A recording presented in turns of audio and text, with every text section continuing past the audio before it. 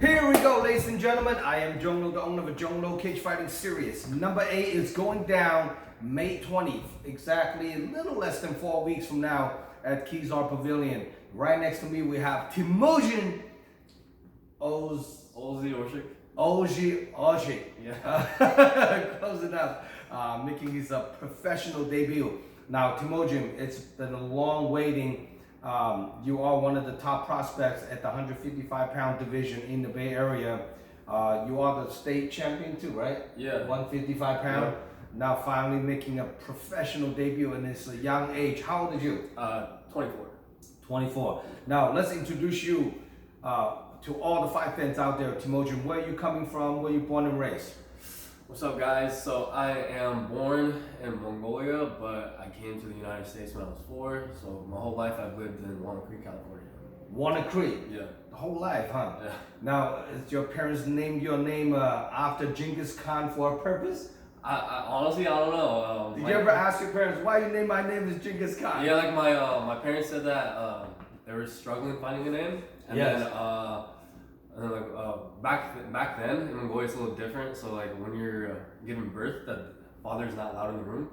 What? Yeah. So after my mom gave birth, my dad called the room and said his name is Temuujin. So that's how they came up with that. Oh shit! That's pretty awesome. Well, you definitely carry Temuujin's spirit. So some of the people don't know who the Temuujin is. That's a Genghis Khan's real name that conquered like half a part of the world. You know, with a small amount of population, and on top of that, I don't know if it's true or not. Right? They say one out of 8 people that blood is related to Genghis Khan. Because he conquered so many people, so many countries, and lay out so many of his genetic. Yeah, we could be relatives. Shit, you don't know, like, right? But anyhow, now, Temuujin, when did you start training martial art? I started boxing when I was like 9 or 10, and then I wrestled in high school for all 4 years. And then after high school, I was, I don't know what I want to do yet, but I saw like UFC. I'm like, yeah, I know how to do 2 of those things, so I might as well combine it. And then I trained for like 5 months, and then I had my first amateur fight when I was like 19, 18, something like that. Nice. Well, you've been in the game, no rookie now. You've been in the game for about 4 or 5 years now. Yeah, something like that. Something like that. That's a good, and you have really phenomenal amateur record. That's a 7-1, correct? 8-1. 8-1. That's a really good record, And time to make that switch, And I know a lot of people don't want to test you. Like I put your name out there for your pro debuts, and a lot of guys just kind of refuse to fight. The 2 names that are really hard for me to match up is Benny Orozco and you. And obviously you guys train together sometime, right? Yeah, he comes to the gym a lot. Yeah. Right, so that's 2 155. It's hard for me to match up, and I think he's trying to go down to 145. To be honest, it's crazy. It's crazy because he's a big dude.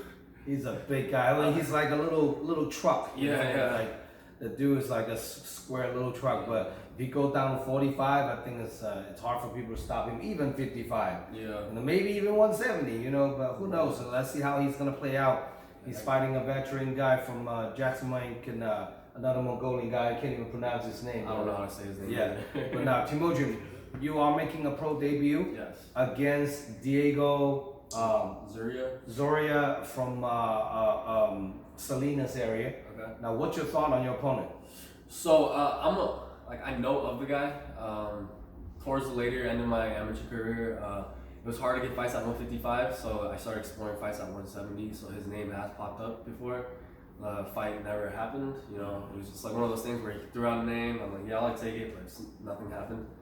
So I am aware of the guy.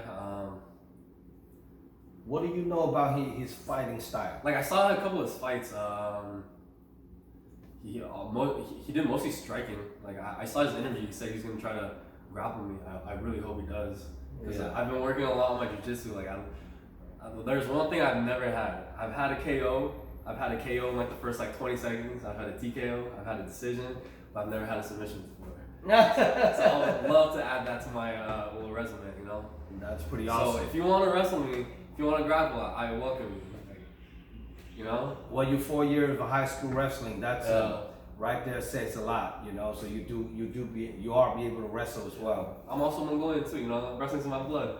Yeah, absolutely. Yeah. We have capital city of Mongolian fighter at the Dragon House as Yeah. well. Shit. Well, I'm curious about how this fight is gonna go down. Now, like you said, true though. I watched one of his fights, and pretty much he doesn't grapple. He's just more like a striking and throw and bang, you know. So how do you prepare for Diego on this upcoming fight? Just like how I prepare for any fight, I worry about myself. I don't care about the opponent.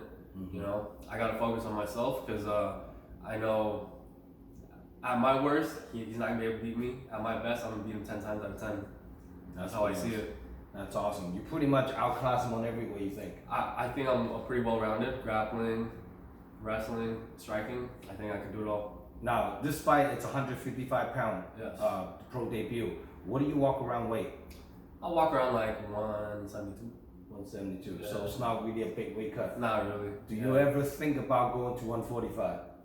I always tell myself if like one of the bigger promotions like the UFC or Bellator, something hits me up with like a 145 fight, I'll entertain it. Yeah. Do you think you can make that? I could probably make with the right nutrition and like dieting. Yeah, something because I'm still kind of young, so like You're still growing. I'm pretty compulsive, so like sometimes I'll like my diet won't be good. Yeah. I just work out a lot to compensate for my diet. Right. Yeah, but as I got older, you know, it's starting to take a little toll on my body, so I got to start taking it a little bit more serious. Especially now since, you know, this is my professional career, you know. Yeah, I mean, jumping down to a weight class, sometimes I've seen the time to time people get down too low and they deplete themselves and they end up the night of the fight, they can't perform. Yeah. Body starts shutting down, you know. So 170 is for sure a little bit too big for you, too heavy for you, but I think you can hang with some of the 70-pound fighters, and 155, I think you'd be a perfect fit. Yeah, 155 is good for me. Yeah, you're pretty tall though. You're 6'1"? Something like 6 foot, I think. 6'1". Something like that. Something like that. That's a pretty good reach for a 55er, you know. And who is your favorite 155er fighter in UFC? 155. I like Charles Oliveira. Charles Oliveira. Yeah, but my favorite fighter is Max Holloway. Max Holloway. Yeah. Did he win? 145. Did he win last weekend? Yeah, he won. He won. I didn't even Of course he won. I didn't even watch that fight yet. Now, 155 pound in the Bay Area. Who actually caught your attention in the future? You might want to run into. I honestly don't keep attention to names like that. But like I've spent most of my time like, you know, keeping track of the amateur names, but for professional it's like a new scene for me. So yes. I don't know any names yet. Well, now you're leaving the amateur, the pros, all the 55ers gonna have to. Keep out for me because I'm making a name for myself. Just watch out. Yes. This is gonna be a good test for yourself, and it's interesting, you know. Now, if people want to get a hold of you, to watching you fight and get a ticket, come support you, how can people contact you? So you can contact me through Instagram. Just shoot me a DM. My Instagram name is Temuujin, TEMOO_MOO. Temuujin. Okay. Temuujin. That's pretty good. Do you have a Facebook? Yeah, Facebook is my full name. You'll probably put that in the YouTube description, so you can just look up through that. Yeah. But I don't really use Facebook too much, but you can definitely Instagram. Yeah, that's pretty cool. Well, this was an interesting fight. Now, do you have any special loved one, training partners, coaches, supporters, sponsors that you want to shout out to? I want to do a shout out to Team Santos. You guys have definitely held it down for me. Some of the best training. That's my personal team. You know, we got 2 up and coming 155 pounders, Michael Bueno, Sal Osario, and then we got the beast himself, Joe Scott. Yeah. We're all looking for fights, so if there's any promoters in the area, definitely hit them up. And then I wanted to also take a shout out to my coach, John Santos. You know, without him, it would be harder to make these fights. You know, he goes through all the hoops and rings just to give me some fights. So definitely, I appreciate you. And then shout out to my first and only sponsor, Prosper Stone. You guys have definitely been helping me, you know, especially during the whole getting my pro license. You know, I appreciate that. So. And you got your medical done already, right? Yeah. That's pretty awesome. So I'm making sure you are submitted to the commission and get all the green lights up. Now, if your opponent, Diego, watching this interview, what do you have to say to Diego? just be ready, because I am definitely be ready. This is my first fight. I know this is your first fight.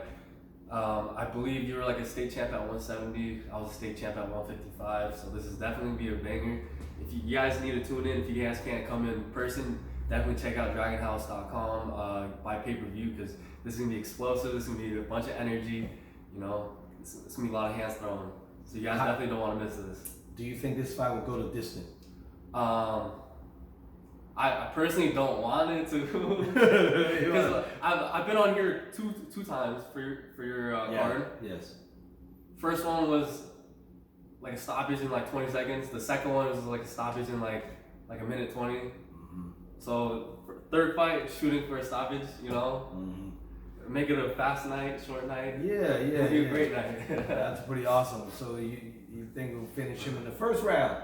Hopefully, that's all. That's like all the fighters. Well, especially like now, you're doing elbows and knees and the whole package. It's a little different than amateur scene, you know. So a lot more arsenal into this game. Yeah. So I'm very excited. You know, 2 pro debut fighters that you know come from both very good camps and face each other. So this is gonna be an interesting fight. You definitely don't get this too often, especially when there's 2 high-level amateurs facing each other this early in their career, you know? Because he had a pretty good amateur career too. I think he was like 6-3 or something like that. Something like that, yes. 6-3 is, something both like had that. the same amount of experience. Yes. Interesting fight.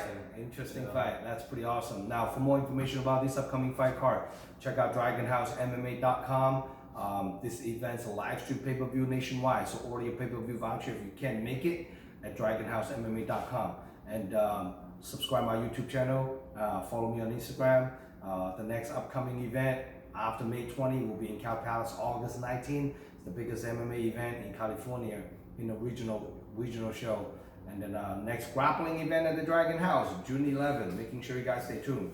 Gi and no gi. So subscribe, register from DragonHouseMMA.com.